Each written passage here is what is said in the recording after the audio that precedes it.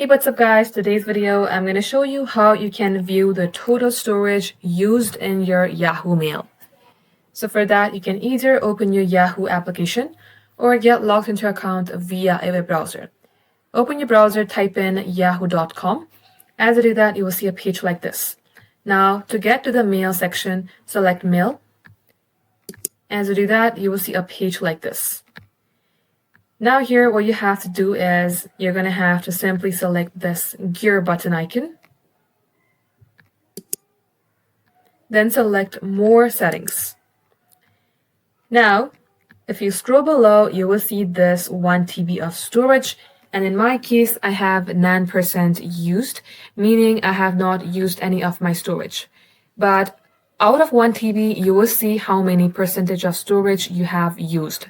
And likewise, guys, this is how you can view it. Thank you all for watching. If it helped, leave a like and sub. We will catch up in our next upload.